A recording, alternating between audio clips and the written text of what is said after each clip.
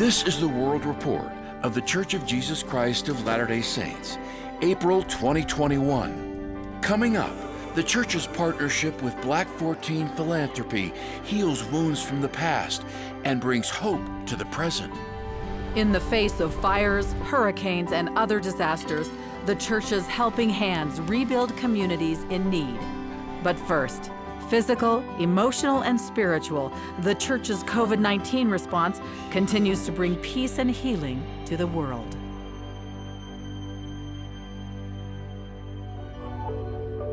As the world continues to grapple with the ongoing coronavirus pandemic, the Church of Jesus Christ of Latter-day Saints has remained dedicated to fortifying the physical, emotional, and spiritual needs of the world. In November, global faith leader Russell M. Nelson shared a message about the power gratitude has in the lives of those who are struggling. No matter our situation, showing gratitude for our privileges is a fast-acting and long-lasting spiritual prescription. In his message, President Nelson invited the world to turn their social media into personal gratitude journals, and he called upon people to pray amid personal and civil unrest. What are the symptoms of the Latter-day Saint Charities, the humanitarian arm of the Church, announced its single largest donation to an organization to support UNICEF's efforts to protect children during the pandemic.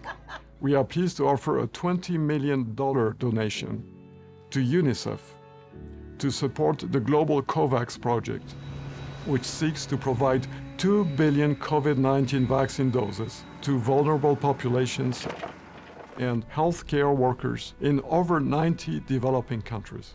Days following a joint news release, Presiding Bishop Gerald Cozet provided UNICEF with a thank you video explaining the critical value of the need and partnership.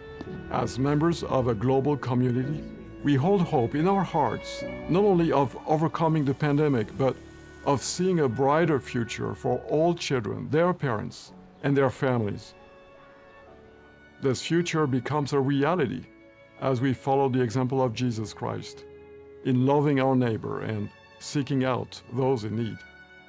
This donation is in addition to more than 1,000 other COVID-19 relief projects the Church and its members have supported in 152 countries, and it represents a small part of ongoing and future efforts to relieve suffering worldwide.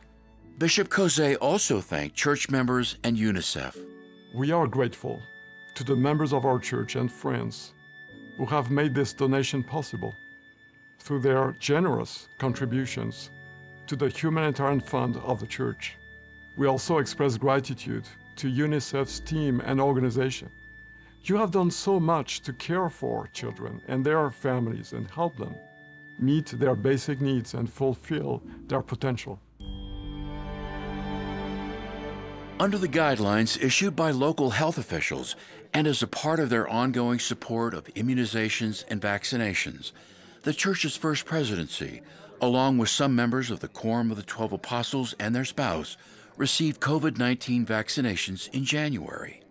In an online statement, the First Presidency urged church members to help quell the pandemic by safeguarding themselves and others through immunization. The First Presidency further stated that individuals are responsible for making their own decisions about vaccination. The call to feed the hungry has always been a commission of Jesus Christ and His Church. But since the COVID-19 pandemic, the number of people in need of food has risen dramatically. During a visit to New York City in February of 2020, just prior to the pandemic, Elder D. Todd Christofferson of the Quorum of the 12 Apostles announced that the Church would donate food to 200 local pantries in more than 50 cities throughout the state, marking the 200th anniversary of the first time God the Father and His Son, Jesus Christ, appeared to Joseph Smith, an event known as the First Vision. We've been blessed by the Lord. We've been blessed by the generosity of the members of the Church and been able to, in this way, help in a great humanitarian cause in a crucial year and situation that none of us anticipated. As part of the year-long commemoration, more than 35 truckloads of food and commodities were shipped to New York from the Bishop's Central Storehouse in Salt Lake City, Utah. We've got about 135 contributions to food pantries in the New York City area because of the great need and because of all that is occurring at this time during a pandemic. It's as if the Lord knew in advance that there would be a need and provided an opportunity to provide for that need. Throughout the pandemic, the Emeryville Citizens Assistance Program, or ECAP, in Oakland, California, has been helping people in dire circumstances on a daily basis. We were already servicing a lot of people. As COVID continues, the lines grow longer. And just recently, Miller says he received a special invitation from the Church of Jesus Christ of Latter-day Saints to join Latter-day Saint volunteers, members of other faiths, and community-based organizations in the parking lot of the Oakland, California Temple to help offload, transport, and distribute 80,000 pounds of food donated from the U.S. Department of Agriculture's Farmers to Families Food Box program. Thank you. To some of Oakland and San Francisco's hardest-hit residents. We gathered here on Temple Hill in Oakland, invited many local churches, food pantries, other places that serve the homeless and others to come here and pick up the food, and we've coordinated the logistics to make all that happen. This is an example of blessed are they that do, not those that preach about only what needs to be done, but they know how to do it and they practice what they preach. We don't consider ourselves ECAP and LDS. We consider ourselves a big family here together, all working together to try to do something to help the people who really need it the most. From the Navajo Nation in the American Southwest to the Shoshone-Bannock tribes on the Fort Hall Reservation in southeastern Idaho, dozens of trucks from the U.S. Department of Agriculture have delivered more than 3.5 million pounds of fresh food to locations where Latter-day Saint volunteers are handing out food boxes to Native American families in need. We have about 6,000 tribal members on the Fort Hall Reservation, and I have seen a majority of families coming and taking advantage of the food distribution boxes. As a member of the church and also as a member of the Shoshone-Bannock tribe, to see these two communities come together to serve each other and to be able to bless lives has been close to my heart. Okay, you guys are full. Thanks. Have a great day. Okay, thank you. Coming up, I had the biggest picket sign walking in front Sunday services. healing wounds from the past and providing hope in the present. After 50 years, the church and Black 14 Philanthropy unite to serve.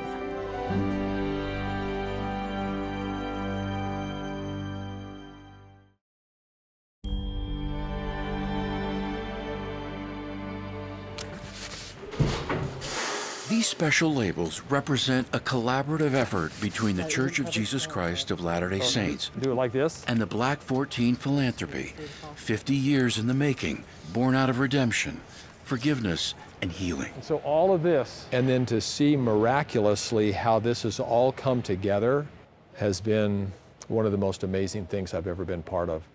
9 trucks loaded with 350,000 pounds of non-perishable food, delivered to cities across the United States just days before Thanksgiving, the country's holiday to reflect on gratitude. Appropriately, it ended where the idea began, Wilmington, North Carolina, the hometown of Mel Hamilton, a member of the Black 14. Mel says he was inspired by a plea on the radio to help those suffering from lack of food. God got his hands in all of this, and so he took me and told me to do this, and here we are today. Mel reached out to the church, and history was made. He reaches out to me and he said, "Will you help?" And I said, "What do you need?" And the basic message was, "We really care about you. Let us help. Let us mend the fences. Let us put the past in the past and just look to the future about what we're trying to accomplish."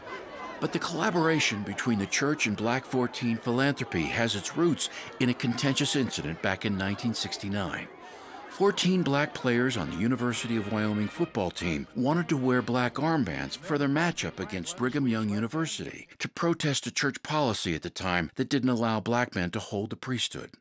The Black 14's desire to protest resulted in their dismissal from the team. The decision caused a rift between students and university administrators, division in the Laramie community, and hard feelings toward BYU that lasted decades. But an experience in 2005 at the church's Institute of Religion on campus changed Mel's perspective and began the mending of wounded hearts. We invited Mel to come and speak at the Institute. He said, "I can't believe it. I picketed this building the year I was kicked off the football team." I had the biggest picket sign you can imagine walking in front Sunday services. During that visit, Mel witnessed the association of black student leaders and Latter-day Saint students, joined in making and handing out armbands, a tradition to remember the Black 14 whenever the Cowboys and Cougars play. I just broke down and cried, and I did not believe that would ever happen. I had to, at that point, let people know that the LDS were my friends and never were my enemies. From there, Mel and his family were invited to visit church headquarters and its humanitarian food production and distribution operations. It was very impressive, the organization. And I had no idea that they did all the things that you do, especially in the way of feeding people. They also attended General Conference and were introduced to church leaders, such as fellow gridiron athlete and former BYU All-American quarterback and NFL quarterback Gifford Nielsen, now a general authority in the church. Things clicked. So when I first met Mel, we had this instant connection because I'm a quarterback and he's an offensive lineman. God knows what he's doing, and he put us together, and it was instant. That newly found friendship moved mountains of food, to grateful communities straining under current conditions. 86,000 pounds of food made its way to the Cathedral Home, the University of Wyoming, and the Wind River Indian Reservation, home of the Northern Arapaho and Eastern Shoshone tribes. It means a great deal to have the food delivered. The kids who live here at Cathedral Home are with us for 9 to 12 months. So that's 3 meals a day for a year. We normally distribute about 200 to 300 pounds of food per week. So if you do the math, 20,000 pounds of food is going to sustain us for a very long time. We are about a 70% unemployment rate here on the reservation. And there is, unfortunately, a lot of poverty and low-income families that really will benefit from this. The food donations set in motion a positive synergy between the church and Black 14 philanthropy that's already paying dividends.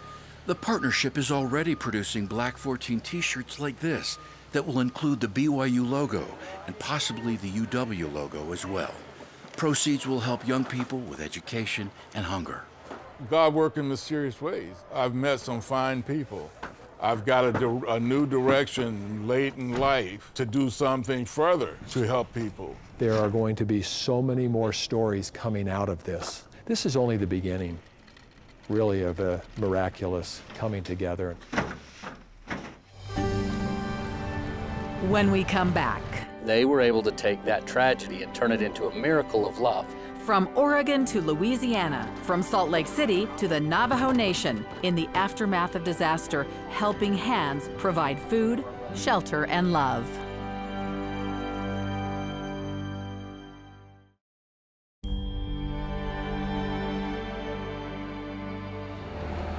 In early September, heavy damage caused by a severe canyon windstorm in northern Utah is providing assistance to a community in great need some 300 miles away.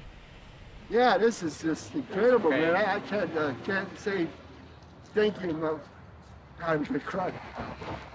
The near 100-mile-per-hour winds damaged homes and property, triggered widespread power outages, and caused at least one death.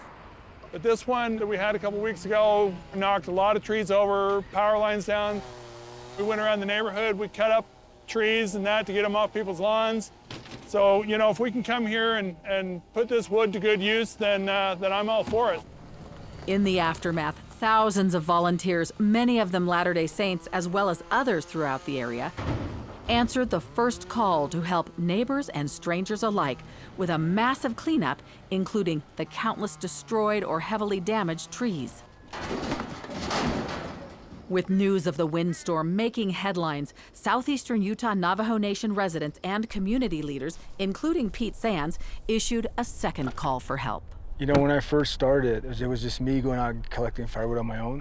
People heard what I was doing and they wanted to help. So with COVID-19, most of the people on the Navajo reservation haven't been able to gather wood. And that may not sound like that big a deal to us, but for them, that's the only heat and generally the only way that they can cook food. This solved what could have been just a horrible disaster for them. And it will bless lives in ways that we can't even begin to imagine. In just over 3 weeks, and with the help of various partners, including the Church of Jesus Christ of Latter-day Saints, the state of Utah, Salt Lake County government, and Utah Navajo Health System, among others, 80 truck drivers carrying more than 3 million pounds of wood and counting are making their way to Native Americans across Utah as part of the project. Everyone who's involved has been willing to freely donate their time, their trucks, the fuel. It just shows the generosity of this community. It's a tragedy to see those trees go down, but they were able to take that tragedy and turn it into a miracle of love, a feeling of warmth that is not just in the wood that will burn, but in the hearts that will swell with love. It'll give for a long time.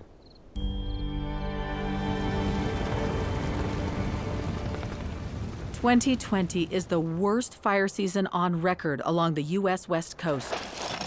And in the aftermath, Latter-day Saints are helping rebuild lives. In early September, fast-moving fires destroyed more than 2,300 homes in the Rogue Valley near Medford, Oregon. My family lost their home. My mom lost her whole entire house. You know, you see so much devastation here, and it can really kind of get you down. You know, you drive through Talent and Phoenix and just see block after block after block of burned homes. The Gonzalez family lost their home in the fire. Taylor and Ann Cropper, a Latter-day Saint family with 5 children, invited the family to stay with them after learning they had nowhere to go. And so this is a really nice way to feel like to kind of remove some of that pain that you see. You know, you get to know that you're actually making a difference in someone's life. Missionaries from the Oregon Eugene Mission of the Church of Jesus Christ of Latter-day Saints volunteered at the expo, where a shelter was set up for fire evacuees. Local church leaders in Oregon quickly jumped into action to serve their congregations and neighbors, even though many of them were evacuated from their homes. This has given me a bird's eye view of like the best of people. We've had cars donated, we've had money donated, we've had housing situations donated. People are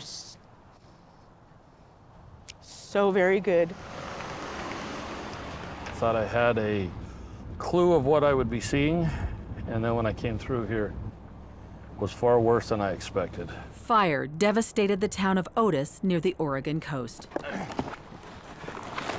Food boxes were assembled and given away to any in need.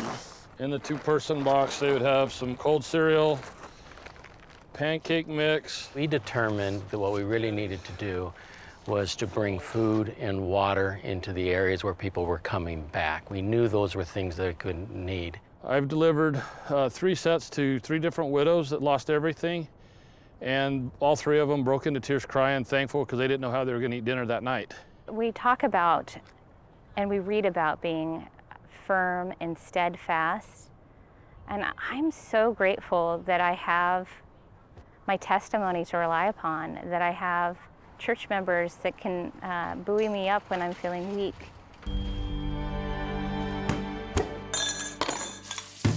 Like clockwork each week, missionaries change from dress shirts and ties into jeans and t-shirts. to give much-needed service to a community suffering from the fallout of COVID-caused lockdowns. During the first few weeks of the pandemic, more than 250 missionaries in the California San Jose mission were locked down. We were stuck inside our apartments, had nothing to do. The thing that really was the saving grace was them doing humanitarian service projects. So we went to work immediately with partners, and enormously grateful that great partners like Second Harvest Food Bank and the Latter-day Saints stepped up immediately. We had this opportunity to come out, and then we came here and we just started putting produce in boxes. It has helped tremendously for their spirits, their mental health and well-being, to be able to get out and serve. We're called a food bank, but really when you look at our warehouses and our fleet of trucks, it's really important to recognize the huge scale we have. Second Harvest distributes about 12 million pounds of food each month. That's fresh and non-perishable sustenance to about 500,000 people. You know that each box that you put out, it's a family. It's someone that you're feeding. You're serving God's children. Over the past 10 months, missionaries have exceeded 13,000 volunteer hours at Second Harvest, more than any other organization. I can't even put into words the gratitude we have. There is no way we would have been able to ramp up like this without that consistent support. Each week, dozens of trucks leave Second Harvest loaded with food. That includes boxes packed by missionary hands. The Portuguese Community Center in San Jose is one of those locations where missionary-packed boxes of groceries are distributed and prepared. Meals are delivered to the homebound, and Latter-day Saint missionaries are there to help. We are giving out food, but also just taking the time to really talk with them, trying to just brighten up their day, spread some positivity when they need it, because it's hard out there. Those accepting these offerings, and perhaps a kind word, say it's indeed a blessing when trying to make ends meet in such difficult times. We don't need to worry. There's food in the house. I have a little son. He's 2 years old. It helps a lot. About 30 miles southeast of San Jose, elders and sisters serving in Morgan Hill have filled another important need. Good job. Everything's folded. If it's not good enough for my own grandchildren, nobody gets it. Cecilia, with the help of her husband Gary, has worked hard to serve those in need in her community by offering a food pantry, clothing, and more.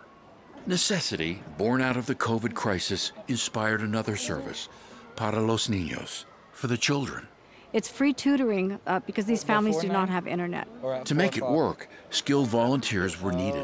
Missionaries have been coming to us for 6 years, so they jumped right in and they all speak Spanish. That is the beauty of it. So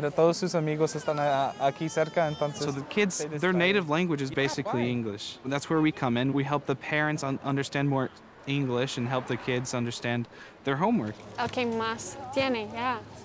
Diana says she's grateful for the help with her children's homework. Cuando llego a casa ya tienen la tarea hecha. Me gusta. Morgan Hill Mayor Rich Constantine says it warms his heart to see the outpouring of support for those in his city. Hi, Joy. Rich Constantine. Let me give you the elbow there. As a small city, we don't have the resources, so we have to really rely on our community. And especially the Church of Jesus Christ of Latter-day Saints helping out, Cecilia, and other organizations. If we didn't have those organizations, this city would not be thriving the way it is now. All combined, elders and sisters of the San Jose Mission have volunteered more than 25,000 hours in 10 months. That's more than 3,100 working days. These hours that they're putting in are not just exclusively for they as a missionary, but they're truly finding themselves to be a fellow citizen in Christ. These acts of kindness are not unique to this mission. They're happening in communities all over the world right now. Dedicated missionaries performing countless hours of service wherever they're needed.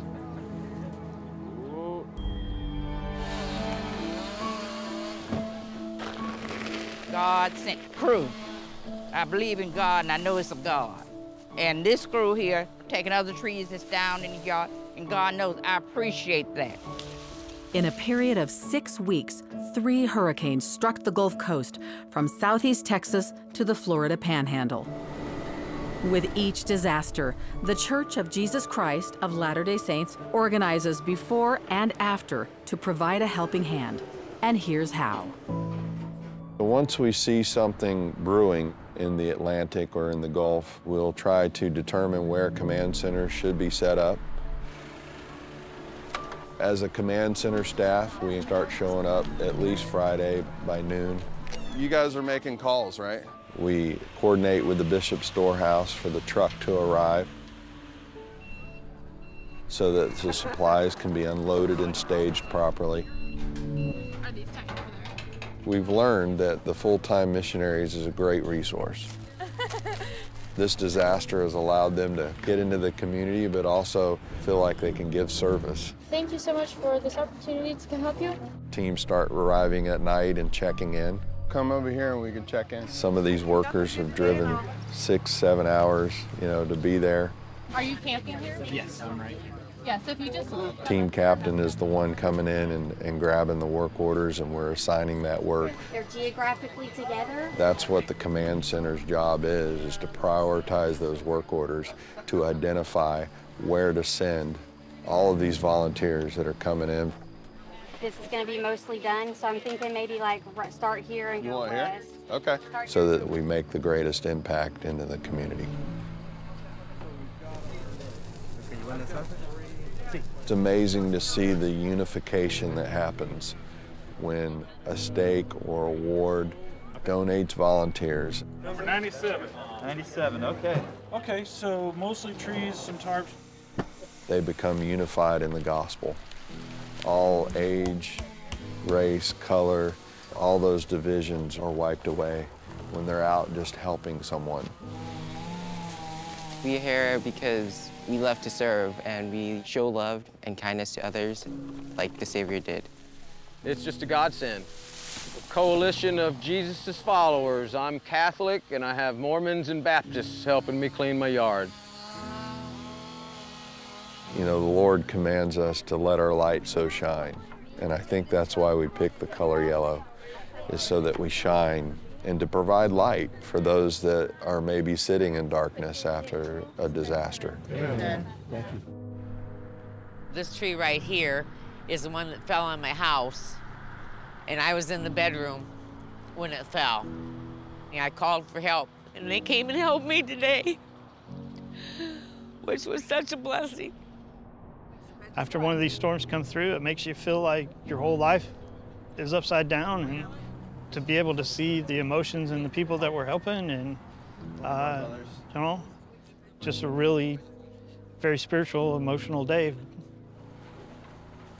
On Sunday morning when the workers wake up, they're able to gather together in their own team at their campsite and have the sacrament.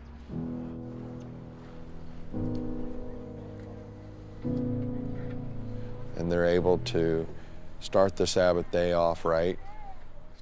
We gathered today so that we can serve. And be able to go out and work a few work orders, but it gives them that spiritual protection, reminding them that when you're in the service of your fellow men, you're in the service of our God. Up next, in a world of unrest, the First Presidency and the Quorum of the 12 Apostles bring their witness of Christ to the world. And later, Latter-day Saint Charities and a Greek Orthodox nun partner in a unique way to feed the hungry.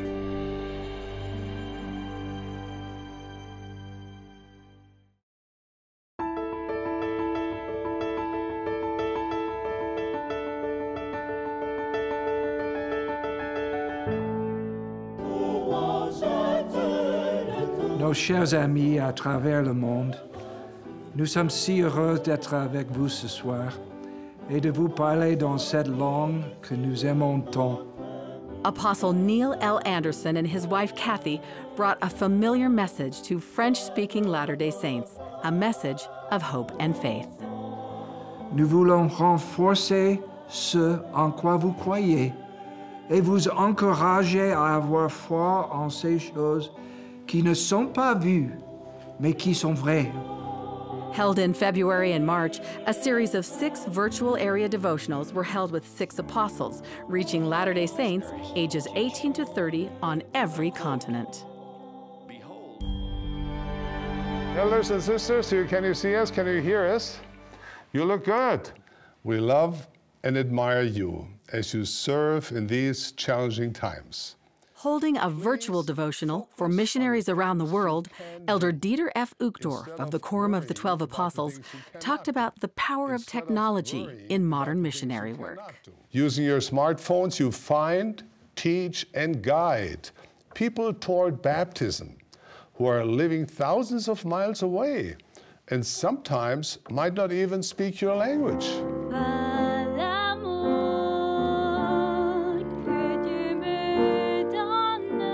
You use your smartphones to make impressive video productions. Just because we're behind a screen doesn't mean we're providing entertainment. We are helping people come closer to Jesus Christ and providing them with spiritual nourishment. We, and the people we teach, can come closer to our Savior, Jesus Christ. Each of you has specific gifts. Use them, share them, help each other to discover them, and the Lord will hasten the work.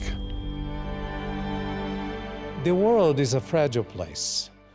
At the Fort Worth Summit for Religious Freedom in October, Elder Ulysses Suarez of the Quorum of the 12 Apostles talked about how to safely navigate the sharp differences of opinion and views that have arisen amid the recent pandemic and worldwide unrest. Societies flourish when both law and culture recognize, respect, and protect the value of each person. I'm grateful and honored to participate with you in this G20 Interfaith Forum. Speaking about the essential nature of religious freedom during the pandemic, Elder David A. Bednar of the Quorum of the 12 Apostles became the fourth church leader to speak at the G20 Interfaith Forum, hosted virtually this past October by Saudi Arabia. My call is for respect, accommodation, and cooperation, for creative solutions that mitigate the threat of COVID-19 while not cutting people off from an essential part of their lives. Only the gospel of Jesus Christ can unite and bring peace to people of all races and nationalities. Following an increase in societal and racial tensions in the United States in 2020, Dallin H. Oaks of the church's First Presidency spoke at a devotional on the campus of Brigham Young University, where he addressed the topics of racism, building bridges, and healing by looking to the future. We who believe in that gospel, whatever our origins, must unite in love of each other and of our Savior, Jesus Christ. Let us not open a quarrel between the past and the present, lest we jeopardize our attempts to improve our future.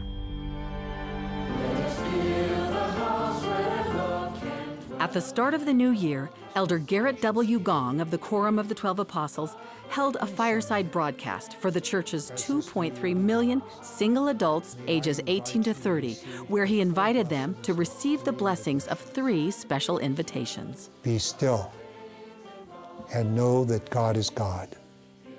Let His goodness, His creations, stir your imagination, calm and assure your heart. Change the future now.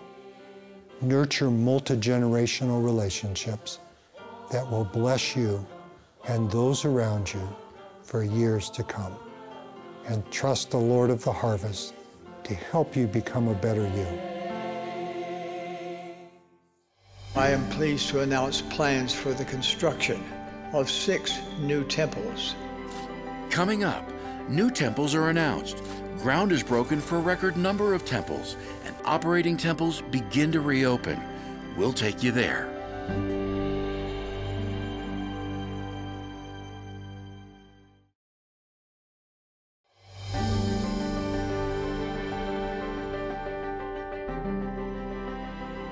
Despite the global pandemic, the rapid growth of temple building continues around the world. Now I am pleased to announce plans for the construction of 6 new temples.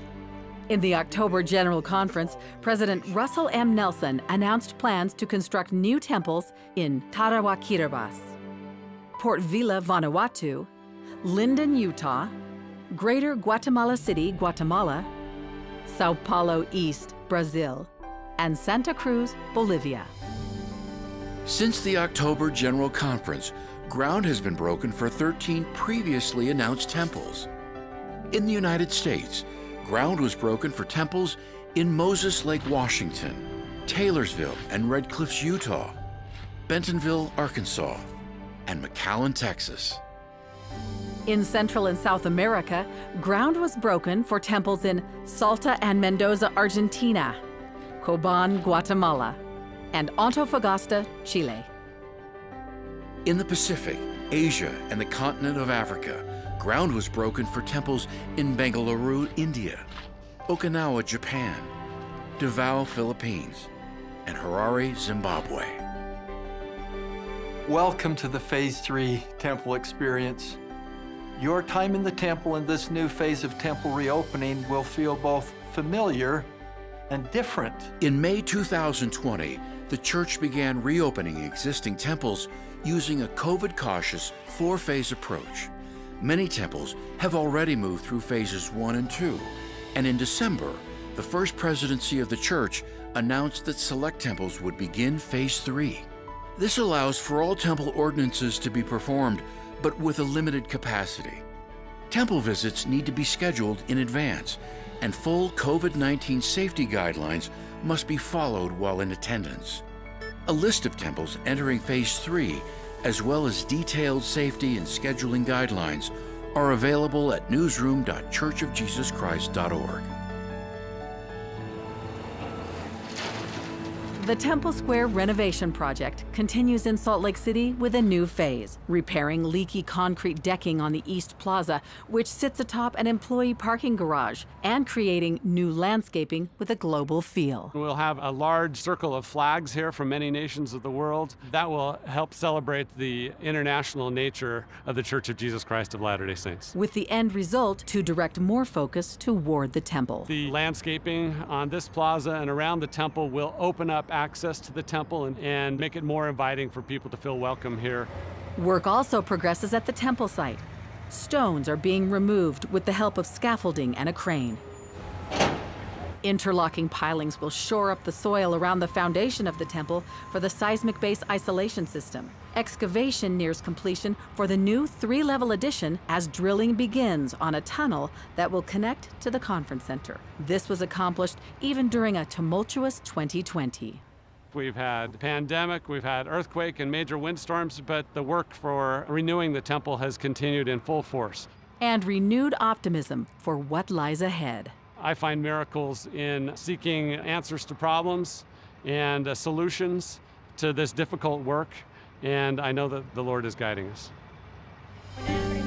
United across continents and time, the Young Women Organization turns 150. The virtual 2021 Youth Music Festival shares testimony through song, and the first Friend-to-Friend event connects primary children in 13 languages. These stories and more in the news.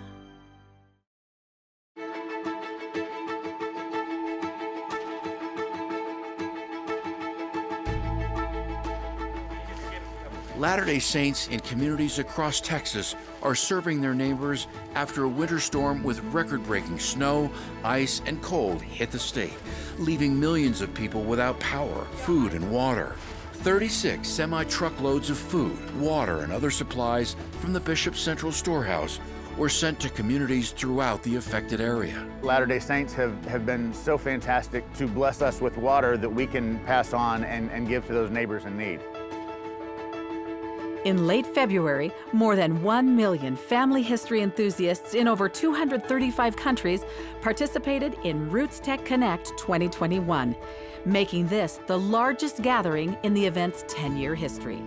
That's what families are about. When push Participants comes to shove, heard from special keynote speakers, including Elder Jeffrey R. Holland of the Quorum of the 12 Apostles and his wife, Patricia. You are now, and you will be then, part of a family.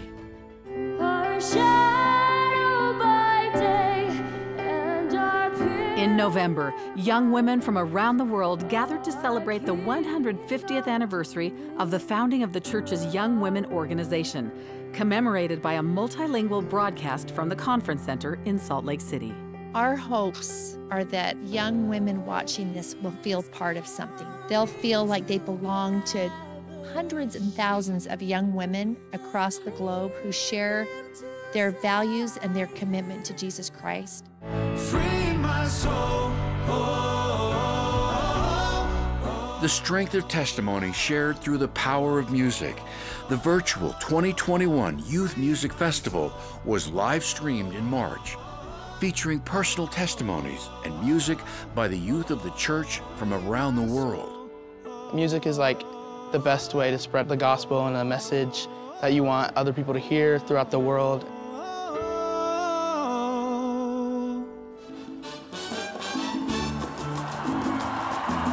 Luz de las Naciones, Light of the Nations, held a virtual performance in November and December, broadcasting a virtual Hispanic choir and video highlights from past performances. The Latino musical production showcased more than 1,000 cast members, dancers, singers, and performers, sharing the culture and faith of Latter-day Saints throughout Latin America. Hey everybody, I'm Payson. And I'm Brianna. Hosted by primary children and broadcast in 13 languages, the first ever Friend-to-Friend event was held in March. The activity-packed program invited children to participate in arts and crafts, sing-alongs, and messages to help them learn more about Jesus Christ. The program is also available in shorter segments that children, parents, and church leaders can use in their at-home gospel study.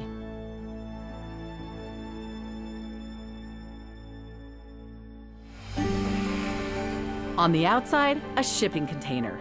On the inside, a miracle. We'll take you to the mobile automatic bakery that's feeding thousands of families. It's a biblical anecdote to be able to share bread. It's a spiritual experience.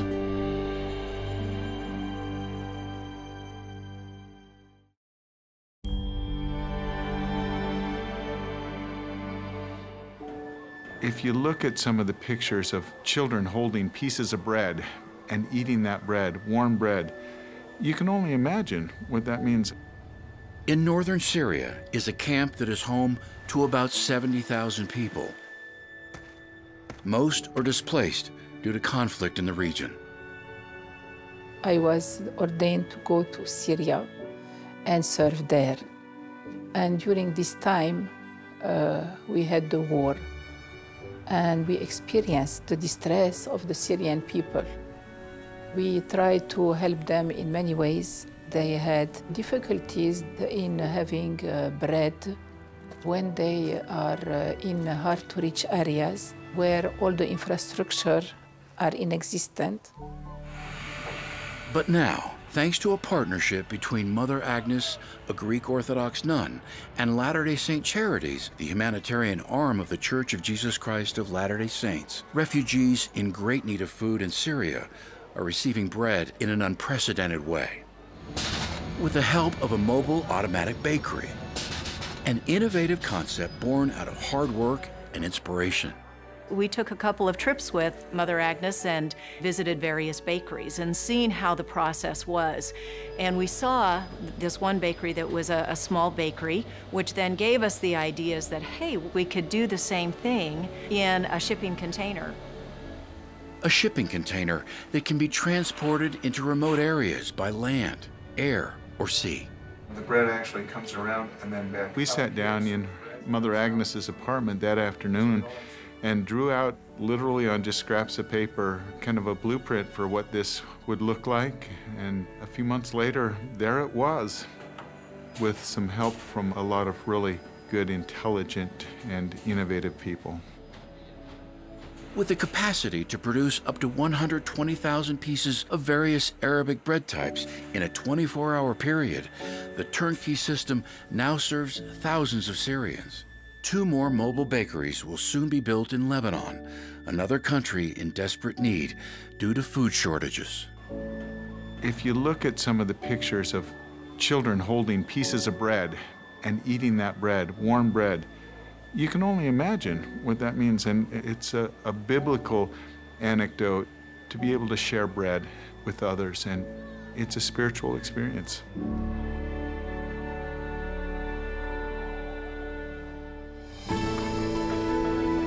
This has been the World Report for the Church of Jesus Christ of Latter-day Saints, April 2021.